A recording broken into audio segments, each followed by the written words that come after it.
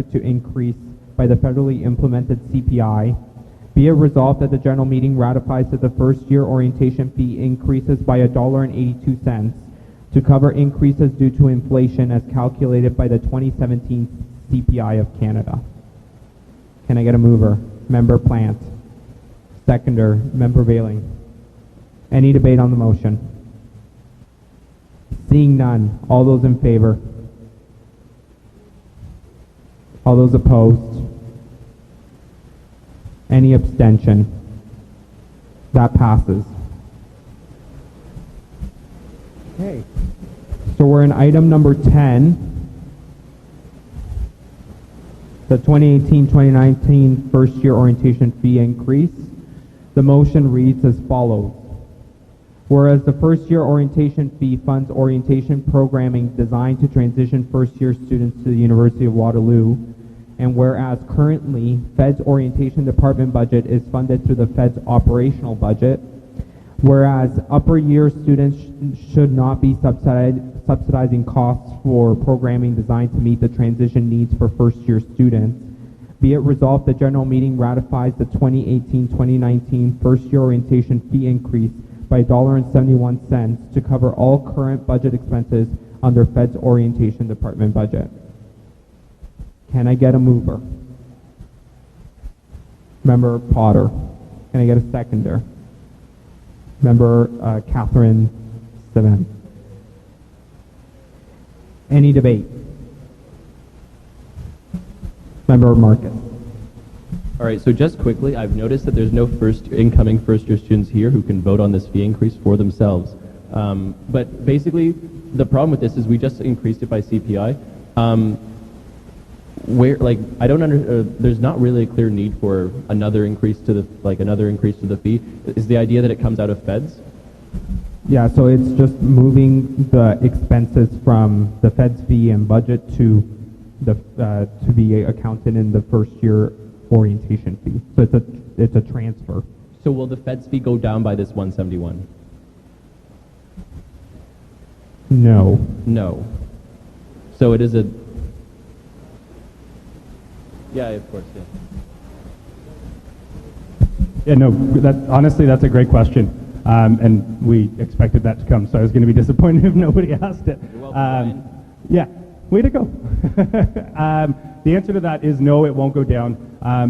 The organization, on an annual basis, we're facing increases in other areas, such as staffing increases based off of merit, as well as automatic staff increases that accompany with our organization structure, along with other services and goods that we're trying to implement for clubs and societies. This money that is being transferred will be used to resource more student services. Ultimately, that's what it is, and you can ask questions back more than.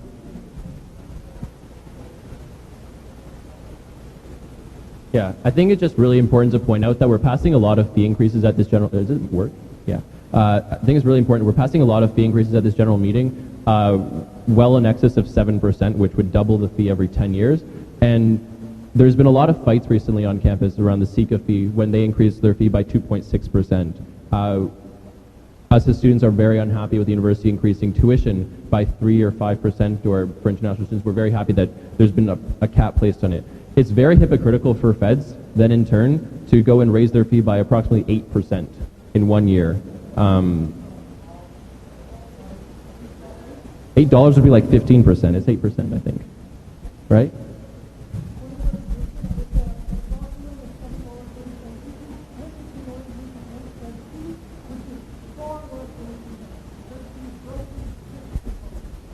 Well, 730 on 58 would be more than 10%.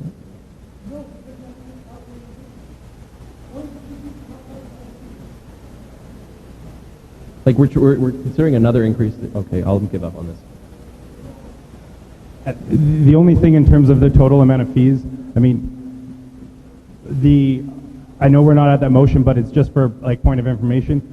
I personally, and I think our organization wouldn't be bringing forward minimum wage increases if minimum wage didn't go up. I mean, we need to pay the staff that are here to serve the students, as well as support student groups, and that's a part of those fees. They're not there for any other reason than legislation mandated an increase of 20% in like 6 months.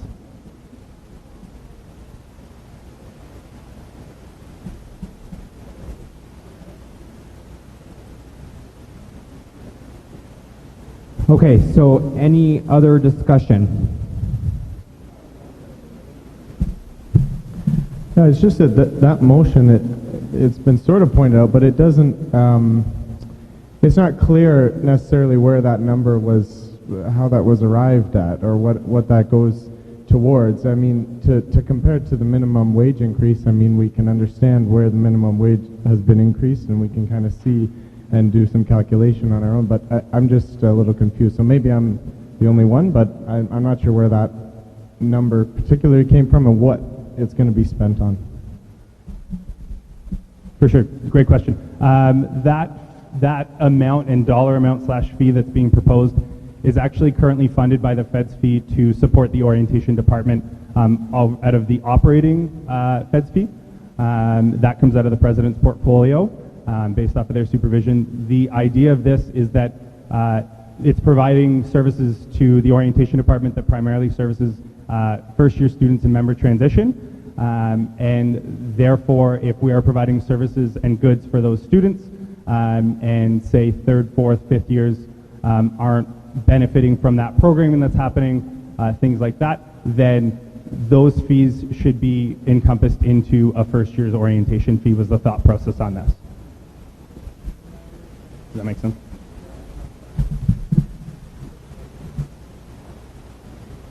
So generally, I completely support fee increases to support orientation. Orientation is very important.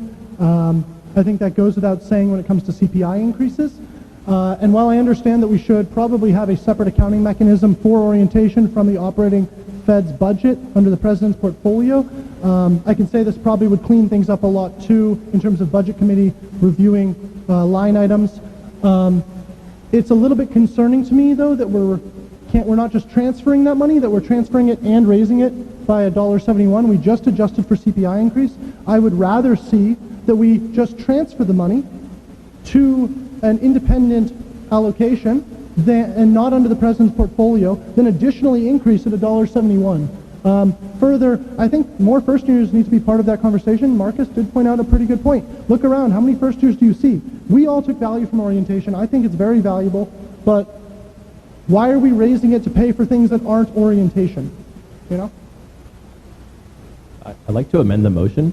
I'd like to amend the motion to read, be resolved, ratifies the 2018 first year and tuition fee increase by 171 to cover all current budget expenses under Fed's orientation department. As well, I'd like to decrease the Fed's fee by 171 at the same time in order to. That's how it works. Yeah. Okay. More members that pay the Fed's fee, therefore it decreases in the amount, as opposed to limited amount of first years. So would you like to Just the decrease math. it by 1/4? We would need to do the calculation to get an accurate number for the meeting, which if you want to propose that amendment, like we can do that. I'll refer to the board to decrease the Fed's fee by a certain amount. Sure. That's the motion to amend. Yeah, sure.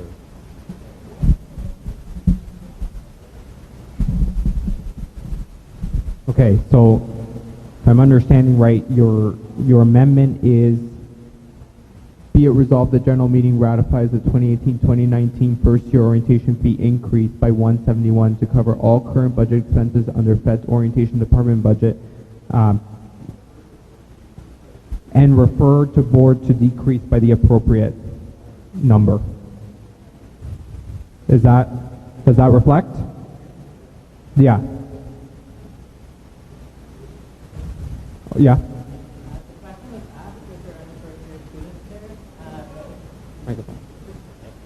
I thought my voice was loud enough. The question was asked if there were any first-year students here that could give their input, and I would fully support these fee increases because $1.71 on top of the orientation fee is a drop in the bucket, and orientation is very important for first years, as you all know, as you were first years at one point. Thank you. So, okay, so we have amendment in front of us. I need a mover and a seconder for that amendment. Sorry, can you state your name? Maxwell? Max Fallhammer moves it. Seconder, Member Bailing. Okay, any debate on the amendment? Yeah, so the amendment is, be it resolved, the general meeting ratifies the 2018-2019 first year orientation fee increased by 171 to cover all current budget expenses under Fed's orientation department budget, and defer to the board of directors to make the appropriate equivalent fee decrease for the Fed's fee. Everybody clear on that? Any debate on that motion now that we have a mover and a seconder? Okay, so I'll put that amendment to a vote. All those in favor? Okay, so we might need counting. So leave your hands held high.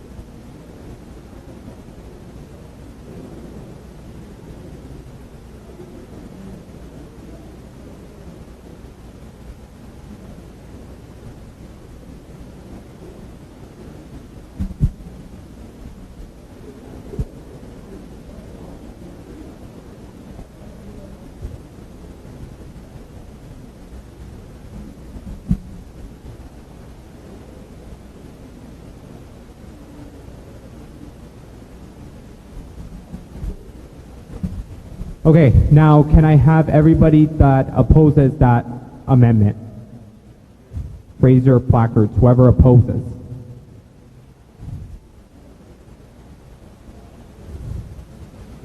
Okay, so that amendment passes.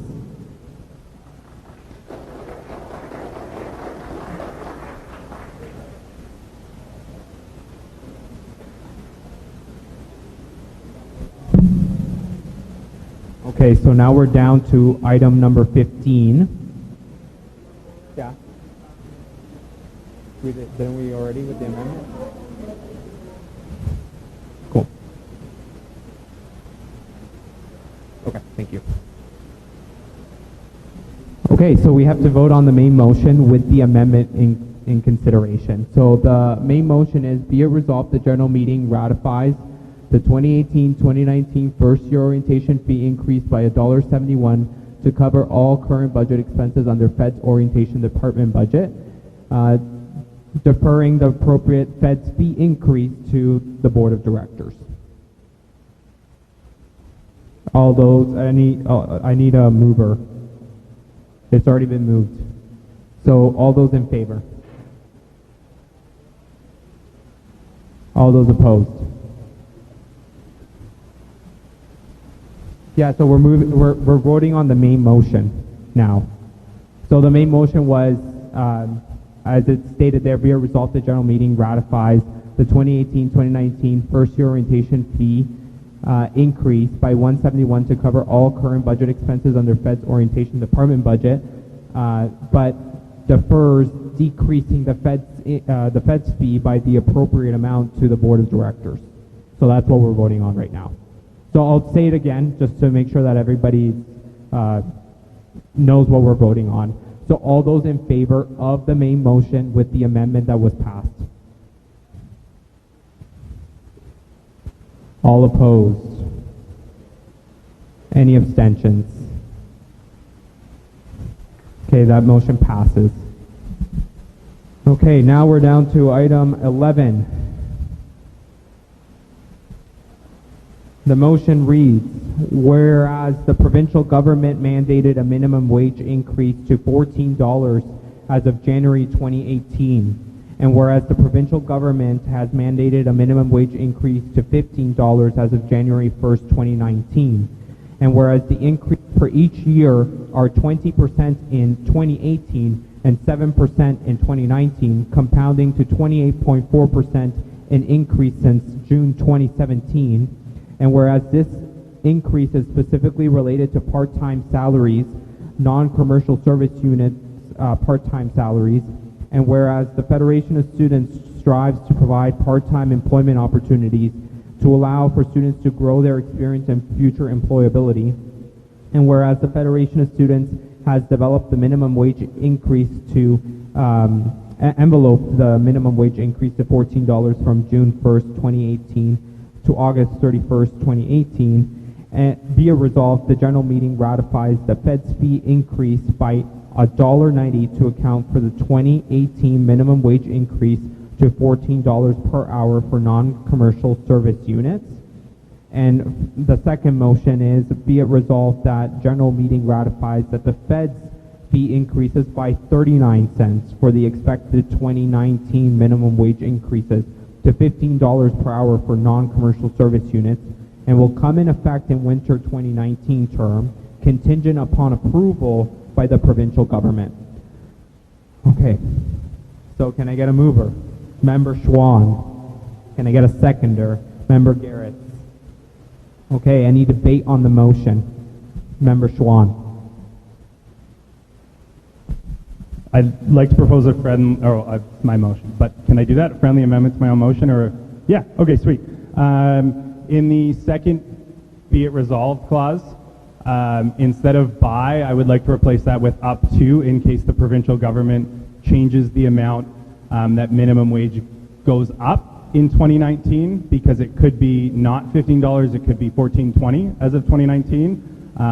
If it does go higher than $15, we will not be able to increase the fee to cover those costs based off of this motion. So it would be up to a maximum of 39 cents in 2019. Is that fair? Everybody's thumbs up if everybody's cool with that? Yeah. Straw poll. Okay. Member Abramovich. Yeah, so I just want to say the minimum wage increase, the fee increases for minimum wage should already be covered in CPI. The CPI increase is supposed to account for the inflation and the rising cost of all. You can. Oh.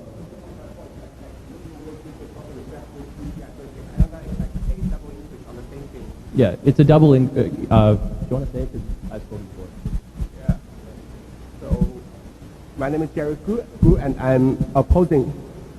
Okay, my name is Jerry Gu, like Jarry and GU, and I'm opposing this motion. It's kind of because of like, I think like the minimum wage increase will reflect in the CPI, and if you are trying to increase like due to CPI next year again, and like increase due to the minimum wage increases, I guess it's a double increase on the same idea, so it shouldn't be allowed. And it's just like a plain price increase, but not reflected to like the price of products and services we're buying. Totally agree, in principle. That's how CPI is supposed to work, and that's how minimum wage is supposed to work.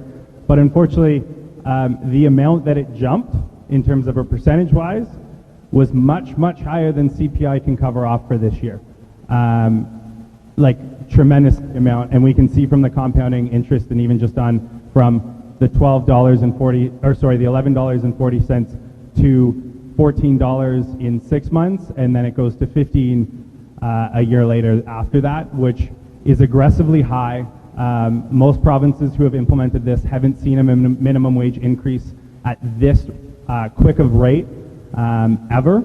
And so to reflect that, we do need to account for the drastic changes in the amount of money that we can pay our students for work that they do. And I totally agree with you. I have no disagreements in principle. I just don't think that the minimum wage increase was reflective of that, nor was CPI for 2017. So one quick note just to clarify this a little bit more. CPI lags 1 year behind the growth rate for everything else. So just to be clear, yes, in principle, CPI increases should cover the inflation, including minimum wage, should be covered in CPI. It will not be for this year because the mandated implementation timeline for minimum wage is during this year, and the CPI increase to reflect this next year will be 1 year behind what we're currently at. So we would be a year behind, and we would be at a deficit for to accommodate that. So I would speak in favor of adjustments regarding regarding the minimum wage.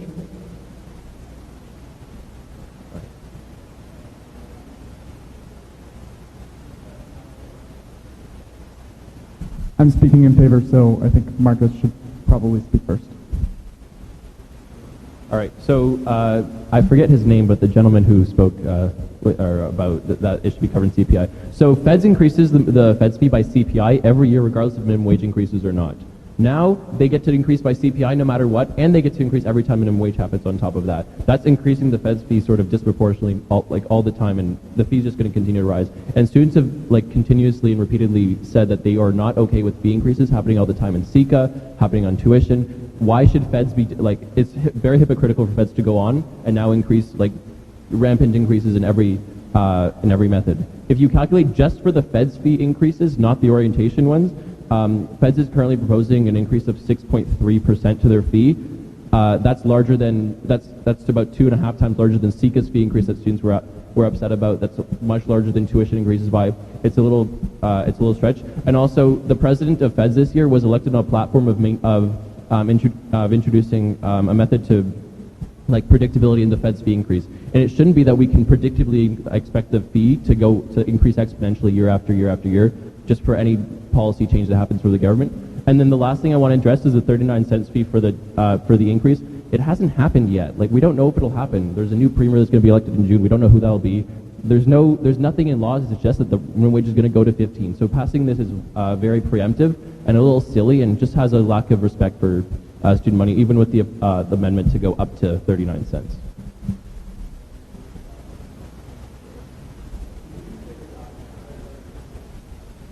Yeah, so there will be a new premier elected on June 7th, right? And what I'm saying is that there's no mandate to increase the minimum wage beyond 14. There's absolutely nothing written it's just that it will happen. Nothing written regarding anything like that. So to preemptively increase the fee by up to 39 cents, even if if the minimum wage does increase, then we can do that then. Oh, sorry, point of clarification. The wording in that is January 1st, 2019, so if it doesn't increase, there's another GM. Pardon? There's another GM in the fall. The other piece of point of information, legislation has passed for that increase in 2019. It was passed at the provincial government. Now, it very well could change with a new government, but that's the legislation that we need to act on right now, and that's the best information that we have to be proactive. And the last thing I want to say is that Brian mentioned we need to pay our students. It's not that way. Students are paying this fee. That's the way this is happening. We need to pay our students. I guess he's referring to paying the Fed staff or the Fed's employees, sure. But I need to be clear that it's students that are paying this fee. We're not getting paid from this fee.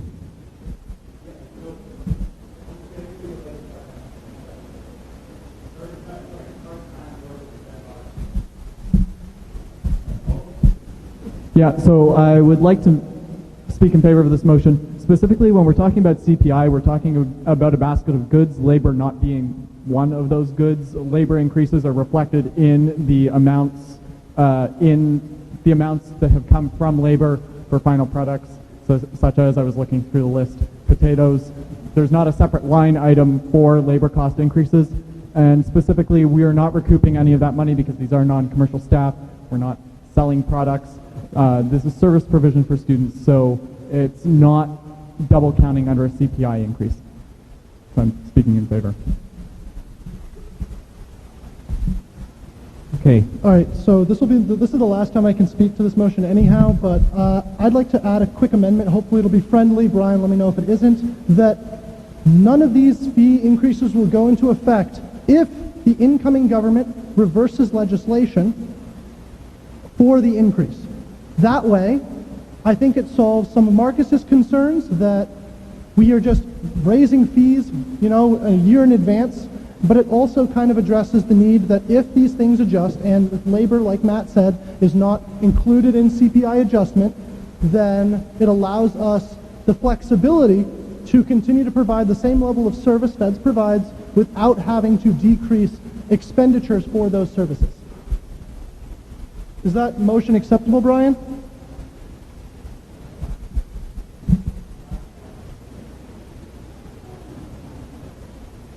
sorry, it does say contingent upon approval by the provincial government. Correct. And then it says also, I amended that at the beginning to be up to instead of by. Okay.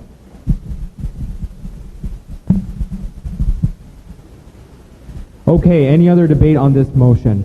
Seems like we've exhausted it. So can I, all those in favor? We already got a seconder. Yeah. Yeah, we already got a seconder. So all those in favor? Okay. So I'm going to ask our counting people to help us out with that one.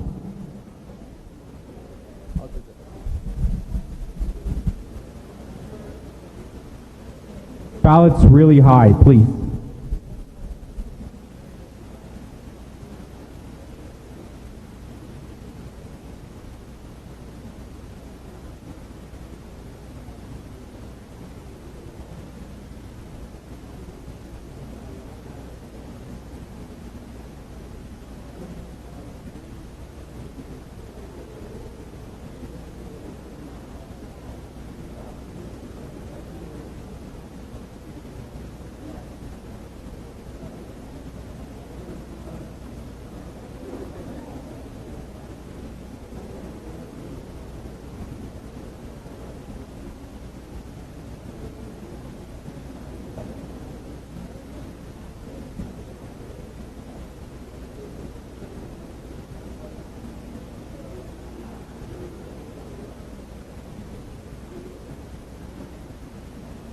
Okay, thank you. So now everybody that's opposed, please put your placards up. Okay, no need for counting. Any abstentions? No, do you want yours noted? No, okay. So that motion passes.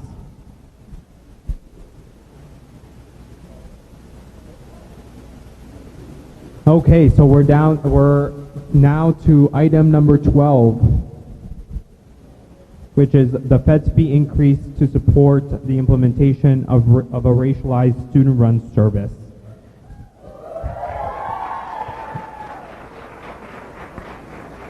Okay.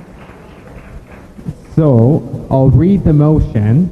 Whereas the University of Waterloo is not immune to racism and xenophobia, and whereas the Federation of Students believes that university has the responsibility to address the unique experiences of all marginalized students on campus, and whereas racialized students have identified service gaps that inadequately address concerns around their lived experiences on campus, and whereas part of the Federation of Students' mission is to address unmet needs until the university is able to do so and willing to partner, be it resolved the general meeting ratifies that the Fed's fee increases by 20 cents to support the implementation of a racialized student-run service, and be it resolved the general meeting ratifies the Fed's fee increases by $1 to expand operational capacity to manage all non-commercial student-run services.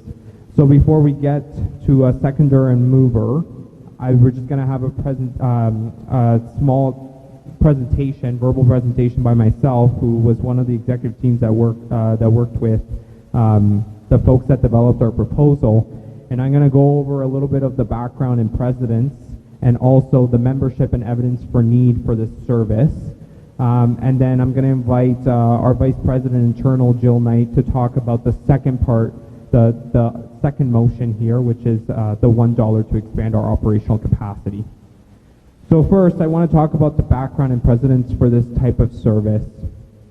The need for services designed to meet the trauma-informed needs of racialized students on campus is not new. In November 2017, an article published by Vice News, University Asks Black Students to Prove Minorities Exist on Campus, further highlighted the daily experiences and challenges of racialized students on campus, and our UW's community's continuing shortcomings in acknowledging their lived experiences and meeting their needs. Although the Federation of Students believe that it is the university's responsibility to address the unique challenges of all marginalized students on campus, as an organization, we feel it is time in our mission to meet those needs now until the university is able and willing to do so. As a result, since February 11th council meeting, myself and our Vice President Internal, Jill Knight, went through a consultation process with groups that represent racialized students to develop a research-informed proposal that ensures we are effectively meeting the needs of racialized lived experiences. Equity-seeking services are not unique to our organization. The proposed service for racialized students would join a list of equity-seeking services that have a proud, long, and rich history in the organization, including GLOW, Women's Center, the Food Bank, ICSN, the Sustainable Campus Initiative, and MATES. A service for racialized students would allow feds to become more intersectional in our service delivery approach. Other students' associations in the province have created student-run services to meet the needs of racialized and other marginalized groups on campus. For example, Ryerson Students' Union created and funds and operates a student-run service called Racialized Students Collective that works with Ryerson's community to eliminate racism and xenophobia both on and off campus through education and advocacy initiatives. These examples show there is a precedent set by these other student-led groups in the post-secondary sector for student associations to have a role in addressing the needs of marginalized, racialized minorities on campus. So membership and evidence for need. The mission of this student-run service is to address the unmet needs of racialized students on campus. However, this service is open to all undergraduate students to access and volunteer in. To prove the need for this service, we're using national, provincial, regional data because there is limited collection of race and other demographic data on campus and the broader post-secondary sector to understand the experience of racialized and other marginalized students on campus. The service's advocacy and education pillar will advocate to the university to address the data need gap to capture issues around representation, barriers to service, racial discrimination, the student experience, and retainment of racialized students. Oftentimes we look at our campus in isolation from the broader community it operates within and from the broader society it recruits from to convince ourselves that problems and injustices don't exist here. However, according to Statistics Canada, the Tri-City region, that's Kitchener, Waterloo, and Cambridge, ranks third out of 34 census metropolitan areas for the highest reported rate of race-related hate crimes in Canada. These incidents are definitely also happening to racialized students on campus and in the broader community, which they are expected to call home for the next 4 to 6 years of their lives and having negative effects. A trauma-informed approach recognizes the term minority stress, which refers to personal stress from the experience and internalization of discrimination. The stress affects student satisfaction, level of isolation, and overall campus experience. Therefore, this service would be part of our efforts to address the broader learning environment through a racialized lens, which refers to elements and activities that take place outside the classroom, whether that's spaces, clubs, services, societies that determine and help encourage overall student success, that can be enhanced and created to eliminate barriers preventing racialized students' sense of belonging and success. Although all three pillars of the service try to address different aspects of the broader learning environment, the service's peer-to-peer service delivery pillar will look to address the need for access to peer-to-peer support services to address how racialized students are disproportionately and uniquely affected by mental health concerns and illness. Recommendation number 28 of the President's Advisory Committee on Student Mental Health showcases the research that highlights the real need to increase mental health service supports, including peer-to-peer support services. And recommendation number 10 for marginalized and disproportionately affected, which actually explicitly states racialized students as one category. Considering University of Waterloo's international undergraduate student population is around 20%, the need for this service will only continue to grow when we look at the intersection of international students and racialization. So that's it right now for the background, president, and evidence for need and membership. So I'll invite Jill on the stage to come up and speak for the $1 one, and then we'll get a mover and seconder and get the debate going. Okay, hi everyone. I'm just here to speak to the Be It Resolved. The general meeting ratifies the Fed's fee to increase by $1 to expand operational capacity to manage and all non-commercial student-run services. And so I just wanted to bring it to your attention.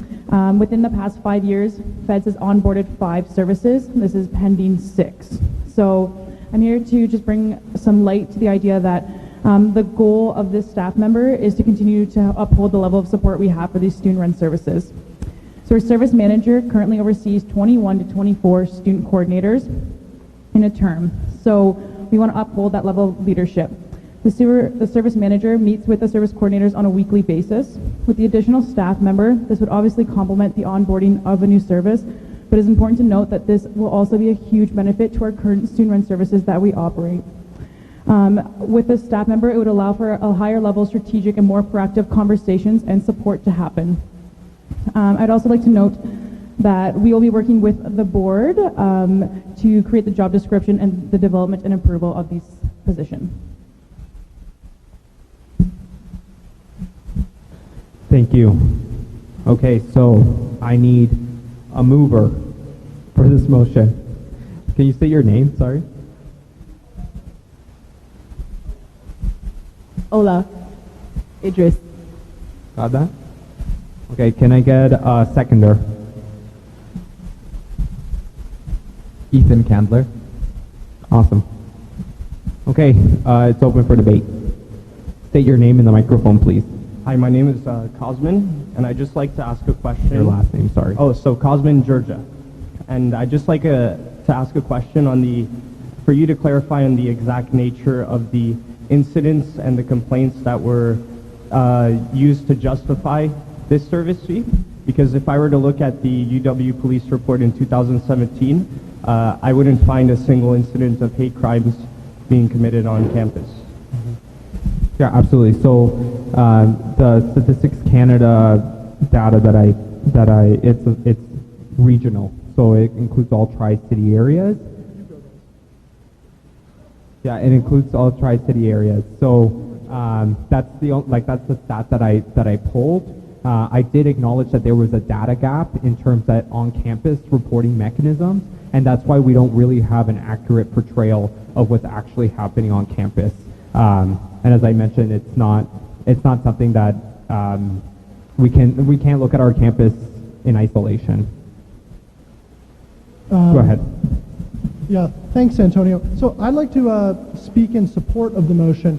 I think it is something that needs to be looked into a lot more on our campus. For instance, until a few days ago, I did not realize that this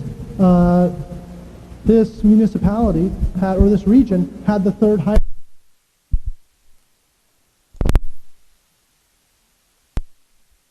We have a problem and we need to address it. And I'd really like to hear from some of the students who actually are affected by these problems. You know, can we not have enough compassion to hear their side of the story? That's the first thing I'll say. The second thing I'll say is that there's a motion coming to student council to produce a service creation proposal, and that proposal will get voted on at council. So I want to make it very clear to the people here, we are not voting to approve the service. We are voting to allocate funds for the service. Council, at the end of the day, will control whether or not the service gets created. And that will be determined this Sunday. I encourage you all to come out on Sunday and participate in that conversation. Your counselors can yield their time to you. And I would also say that any of fee increases we tie to this should be contingent on council's approval, because your fees shouldn't go up if council says no. That being said, I promise you I will be voting yes to this at council if the proposal that is provided is thorough and shows demonstration of need, which I think there definitely is. So, good luck.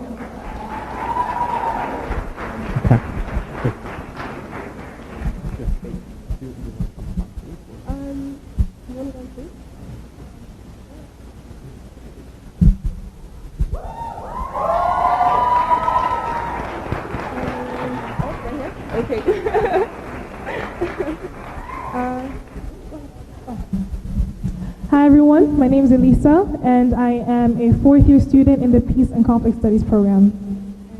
My name is Victoria and I'm a second-year student here in the Health Studies program. First and foremost, thank you all for being here. This is a momentous day for many reasons, and we're happy to be here with you today to vote on such an important issue, and your presence here is invaluable. So, today marks a really important opportunity for us to use the power that we yield as students to make the University of Waterloo better. Many have asked why a racialized service is necessary and why should all students pay for it, and it's often forgotten that racism is an interactive process. While there tends to be a set group of people that experience acts of racism, there are also active perpetrators, albeit sometimes unintentionally. Many of us have had experiences where a presence on this campus has been speculated about and questioned. Just 2 weeks ago, some students accusingly asked us if we even go here, while we rehearsed for a cultural caravan in St. Jerome's residence. For this reason, it is necessary to acknowledge that racism is not the responsibility of only one group, but an entire community. And we should all be invested in making not only this campus, but our Canada better for everyone.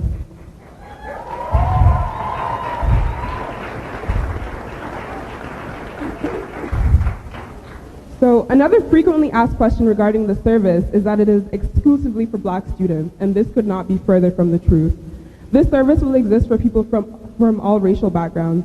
This will be a space that will be used to foster open and educational dialogue on race and racism, address experiences of discrimination, and to simply promote positivity, which is exactly what this campus needs during this time. Elsewise, a few questions that have been brought up has been why the service is needed, what has triggered students to suddenly demand support, and where is this racism that we speak of? We can only truly speak on behalf of our community and the people that we interact with every day. This semester alone, we cannot put a number to the number of times members of our community have had the N-word hurled at them. Just this year, a first year was walking home to Rev in the evening, and 2 students did just that in their homes, at their residences, where they're supposed to feel safe. So just to speak more on these examples, just this past weekend, another Black student and his friends were repeatedly called the N-word, but this time in broad daylight. I guess the excuse is that this person is drunk. But that was not the impression that was made on our friend. Let's not forget the house on Austin, which was spray painted with the N-word just 2 years ago.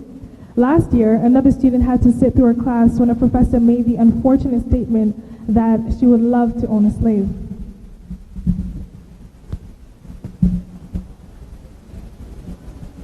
So everyone uncomfortably turned to the only Black student in the classroom, and the professor corrected herself and she said, "Oh, I meant a white slave," as though slavery is okay to begin with. On top of this, there have been numerous acts of xenophobia that were directed towards our fellow Muslim students. As you can see, these experiences are not few and far in between. They happen more often than many of us think on this campus. And the thing about racism is that you never truly know that it exists until you are the recipient of it. Almost every one of us present here has a similar story, and probably a few of those. But we stand here today to say that yes, racism exists, and yes, we can make a difference on this campus. We simply want to have a space that can assist students who need support in dealing with anger, frustration, and the lingering emotions which come as a result of these experiences. With your support and 20 cents, we can do that. And it must be said that this isn't simply about the money. The mere existence of the service will act as a symbol and reminder that hate will not be tolerated on this campus, and ignorance can no longer serve as an excuse. Today is a day to be proud of, because the least that this day proves is that not only are we willing to hear the concerns of our fellow students, but we have endeavored to do something about it. We stand here today because we refuse to believe the notion that our students are apathetic and uncaring about matters besides academics. Whether this service passes today or not, we are proud to have brought our cause this far and spread awareness on our campus. Let us endeavor to be the change we want to see on this campus and not allow our pursuits to be mere dreams.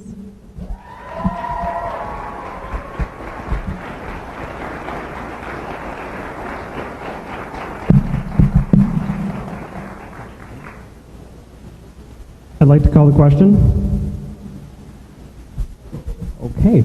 Okay, so Can you repeat your name again just so you'd like to call the question? You need a mover? Would you like to remove it? Patrick Melanson. Amnel Shachat. AMNAELSHAT. Okay. So we'll vote on this, but there is a friendly amendment, so we'll vote to call the question first, and then we'll introduce the amendment. So vote to call the question. The other way around. Yeah. Okay. So first, before we call the question, we're going to introduce a friendly amendment be it resolved the general meeting ratifies that the Fed's fee increases by 20 cents to support the implementation of a racialized student-run service, contingent on the approval of council, proposal from council. So that's a friendly amendment.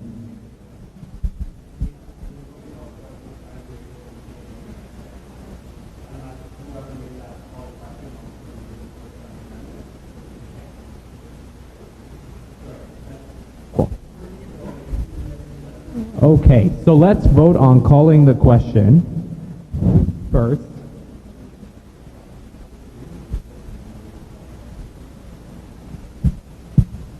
Robert.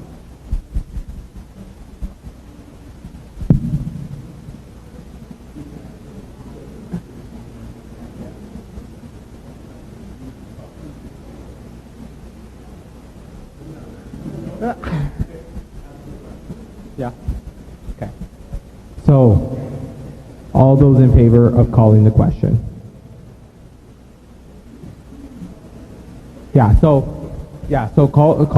so what we're voting for is that we go back to the main motion, right? And vote.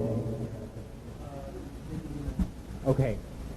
So Patrick withdraws calling the question, which now allows us to introduce the friendly amendment.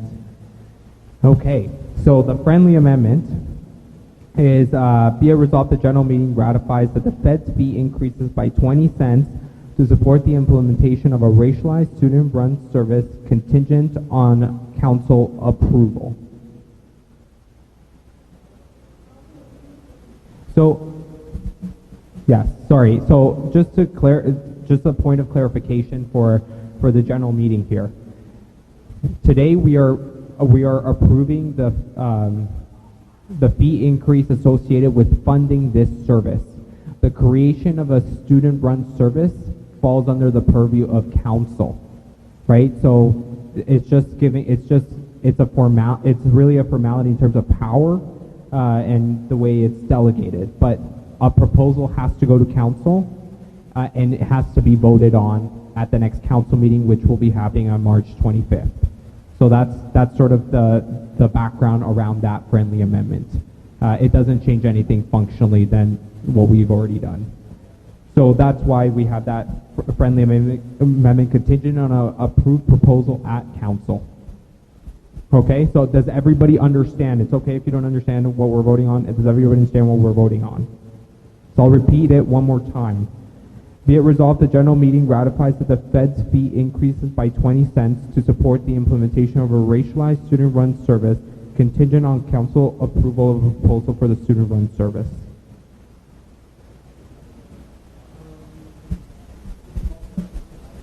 Yeah, so like, I need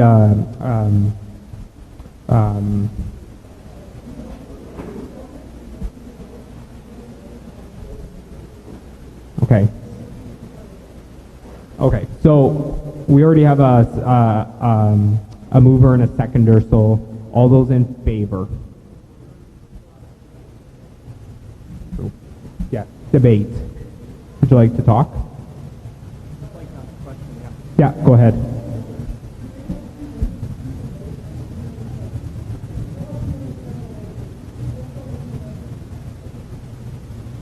Okay, ask your question. I don't have anything to say about the amendment.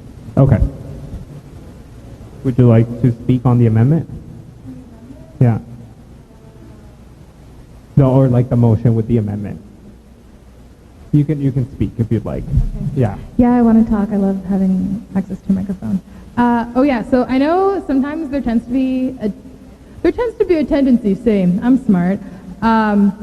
People have a habit of saying they support something, but then like when it comes time to show their support financially, they tend to withdraw. And this 20-cent increase and then the $1 increase is such little money. Like I've seen you all at Tim Hortons buying an artery clogging donut and a coffee full of sugar and cow products. We're not going to talk about veganism. And as somebody that has felt unsafe on this campus and has been attacked on this campus, and for the person that says that there are no statistics, yes, there is a data gap. Like if you want to know how many black students there are on average in Canadian universities, you cannot find that number because race and ethnicity and like also not to mention like indigenous issues have been so swept under the rug that people don't even think to ask these questions. Like I am a bisexual lady person and I go to the Glow Center and the Women's Center all the time, and those resources have like, not to be dramatic, have like saved my life and improved my life and have helped my friends around me. And I am disappointed. I am disgusted that the school that says they care about meeting all these needs, yesterday when talking to a black Nigerian friend of mine about experiencing a really specific, like I'm also not in the business of like putting out our pain and our stories of discrimination to like, as like World Vision poverty porn to get these votes, because the people needing this service are telling you that they need it, and to be honest, that should be enough. But anyways, yeah, like just telling you the specific problem and me not being able to point her to anyone on campus besides myself, who is not a professional. I have no degree in like race relations or peer support or mental health giving. I just have my personal experience, and it is a goddamn fucking shame that I was the best resource that she had at this school that we are giving so much money. And I think we cannot say that we are on top of innovation and stuff when I don't feel safe in the math building, when I hear some white dude in MC on the 6th floor with dreadlocks and no sandals, they never have sandals, talking about the N-word and how nothing good has ever come out of Africa, and just like these, like racism is something so ingrained into our society, it's so hard to see it. And I think, or even like if any, like has anybody here taken like Math 135? Okay, you guys know the beautiful Chinese remainder theorem, and how it is the only theorem that we learned that is called the Chinese remainder theorem instead of Sun Tzu's theorem. Like we know who made up the theorem, it was a Chinese general, and we can say Bezout's lemma, and we can say Euler's formula, but like even something so small as like Waterloo University not writing this man's name, and instead just calling it the Chinese remainder theorem instead of Sun Tzu's theorem, like I feel like it's a shame that our school has no board, no committee, nothing, that problems as small as that can be directed to, that problems like my friend feeling really homesick can go to, like me being attacked by a xenophobic woman on the way to St. Jacob's Market can be reported to and have the police take seriously. There's all these different tiers of things involving race and ethnicity and black and indigenous issues and with people of color, and there's no one at the school trained to handle that, which is inappropriate. So that's it for what I have to say.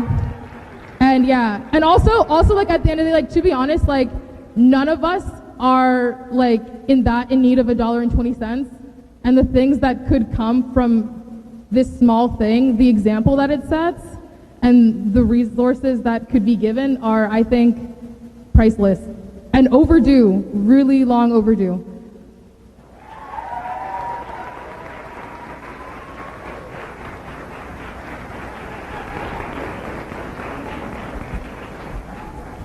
Okay, so we're back to the main motion.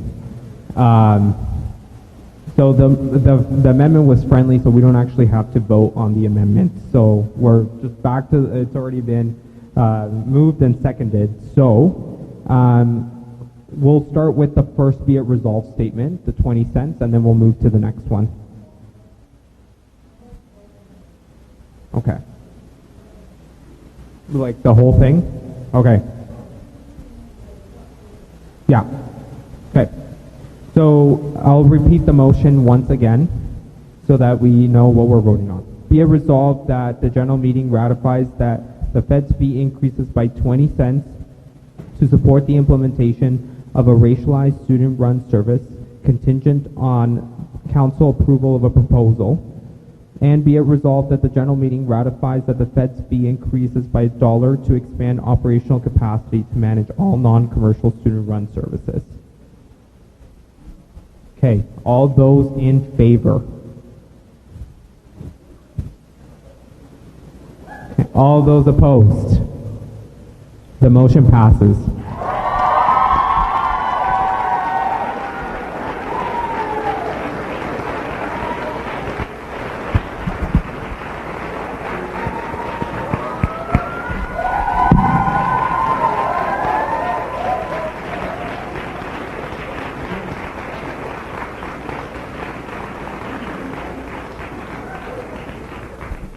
Thank you, everybody, for your participation in that. So we're down to item number 13, the general meeting task force updates on findings. Okay, but okay. Okay. So.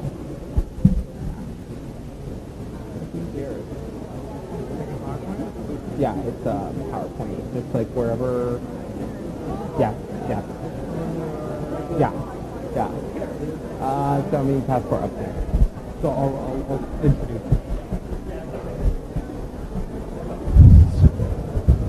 Hi, folks.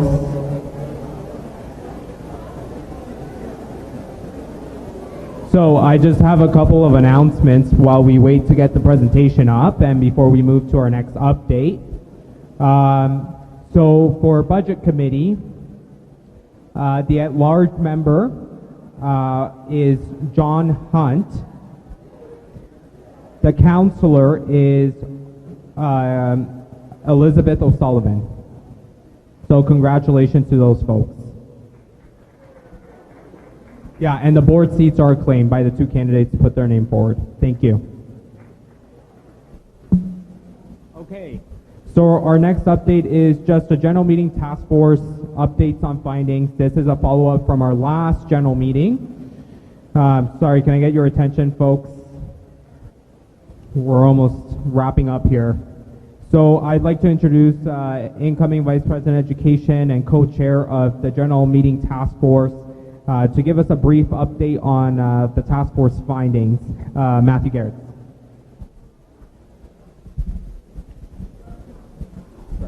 Thank you, Antonio. So I'm going to breach some PowerPoint etiquette here, and I'm basically going to read off the slides because this is a very good summary. For context, at the last general meeting, the general meeting voted to direct board to create a committee to discuss engagement at general meetings, why we don't get as much engagement, and how we can get more engagement in the future.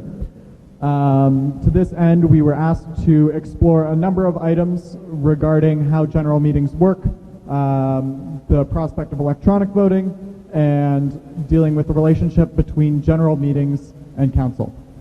So we are still meeting. We have not concluded our work, but this is just an update for your guys' information. We're exploring having annual general meetings move to a meeting of council delegates. So what this means is we would move to having council deal with most of the financial dealings with regards to general meetings, which tend to take a while and which can often cause confusion if we don't get quorum and get people can't get people out and actually have a meeting surrounding those documents.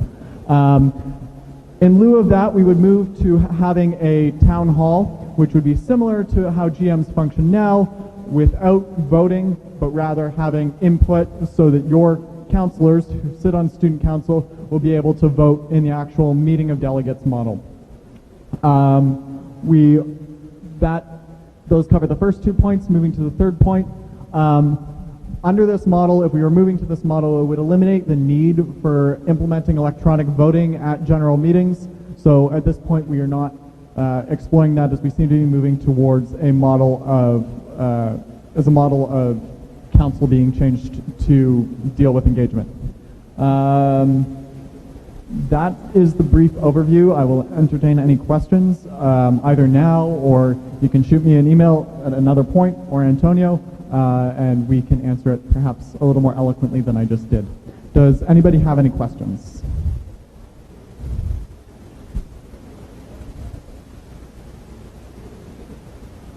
Yep. Like a microphone? Oh. So apparently I wasn't speaking loud enough. Apologies, everyone. I'm going to go through that again quickly. So we're moving to changing how general meetings work. We would no longer have general meetings necessarily voting on items. Instead, it would be more of a discussion, a Q&A panel between the Speaker of Council, Chair of the Board of Directors, and your Fed's executive. That would be used to inform decisions that are undertaken at a meeting of delegates. So your counselors who currently sit on student council would be empowered to make decisions in the same way that a general meeting does. That's the gist of it.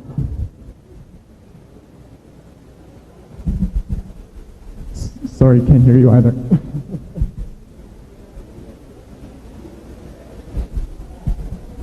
Section going to be taken to a vote right now. Yeah, so just to clarify, essentially from that, students wouldn't be able to make individual votes on motions anymore. Instead, they would vote for representatives, and then those representatives would make decisions based on their behalf, correct? Yeah, so the question is whether we're voting on this right now and whether that would remove the ability for students to vote on individual issues. We are not voting on this right now. This is just an interim report. Any changes to the Fed's bylaws would have to be implemented by a general meeting. So this is not final. This can't happen without the consent of a general meeting.